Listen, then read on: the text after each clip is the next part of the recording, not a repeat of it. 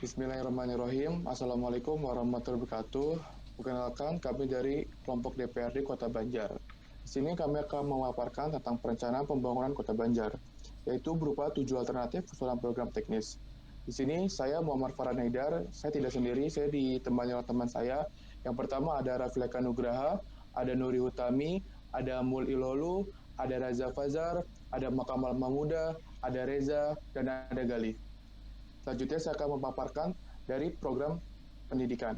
Yang pertama ada program wajib sekolah 9 tahun, yang dimana dimaksudkan di sini yaitu karena penduduk Kota Banjar itu masih banyak yang lulusan sekolah hanya sekolah dasar.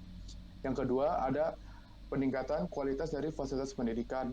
Di Kota Banjar itu sendiri masih banyak fasilitas pendidikan yang rusak, mulai dari rusaknya itu ringan hingga berat. Yang ketiga ada program peningkatan kualitas pendidikan dengan berbasis teknologi. Di mana dimasukkan di sini yaitu karena semakin hari pendidikan itu semakin bergantung kepada namanya teknologi, terutama teknologi online atau yang bisa kita sebut sekarang daring. Yang berikutnya ada program kesehatan. Yang pertama ada program peningkatan kualitas pelayanan kesehatan masyarakat, di mana di Kota Banjar ini masih banyak pelayanan yang kualitasnya masih kurang memuaskan. Yang berikutnya ada program peningkatan kesadaran akan pentingnya gizi yang baik. Nah, di Kota Banjar itu sendiri masih banyak warganya yang kurang peduli dengan gizi, sehingga anaknya yang masih balita itu terkena gizi buruk. Yang berikutnya ada program perbaikan kualitas lingkungan hidup, di mana di Kota Banjar ini juga banyak sekali warganya yang menderita penyakit infeksi yang berbasis lingkungan. Contohnya seperti diare, pneumonia, TBC paru, hingga demam tipoid. Dan terakhir ada program peningkatan kuantitas dari tenaga medis. Untuk Kota Banjar sendiri, tenaga medis terutama dokter itu masih sangat kurang, yaitu masih di bawah 5%. Berikutnya ada kegiatan dari program pendidikan. Untuk program pendidikan, yang pertama ada program wajib belajar 9 tahun, yaitu program wajib belajar dari SD hingga SMP.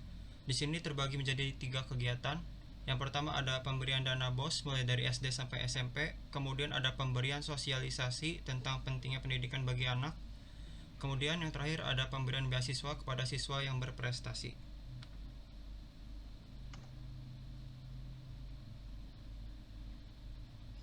Selanjutnya program peningkatan kualitas dan fasilitas pendidikan terbagi menjadi 3, yaitu ada pemeliharaan rutin gedung sekolah, kemudian pemeliharaan fasilitas sekolah, dan rehabilitas gedung dan fasilitas sekolah. Selanjutnya ada program peningkatan kualitas pendidikan dengan berbasis teknologi. Ada 3 kegiatan. Yang pertama ada kegiatan pemberian sosialisasi tentang penggunaan pembelajaran berbasis teknologi pada siswa. Yang kedua ada pengenalan dasar penggunaan teknologi pada siswa. Yang ketiga ada pembuatan platform belajar online untuk siswa. Selanjutnya ada kegiatan program kesehatan di Kota Banjar. Program peningkatan kualitas pelayanan kesehatan masyarakat dibagi menjadi 2. Yang pertama, pemberian pelatihan tentang pelayanan kepada tenaga medis, lalu pembelian fasilitas untuk mendukung pelayanan kesehatan masyarakat.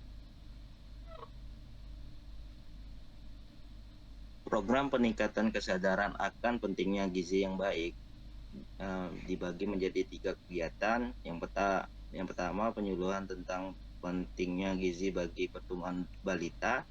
Yang kedua pemberian multivitamin untuk balita. Yang ketiga pemberian imunisasi untuk balita. Kemudian ada program perbaikan kualitas lingkungan hidup. Dalam program ini ada 3 kegiatan. Yang pertama, peningkatan kemampuan aparat pengelolaan persampahan.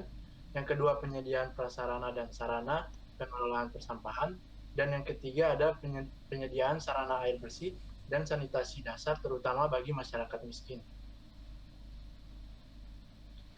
Dan yang terakhir ada program peningkatan kuantitas dari tenaga medis dibagi menjadi 2. Yang pertama ada pemberian pelatihan kepada tenaga medis, yang kedua pemberian insentif kepada tenaga medis.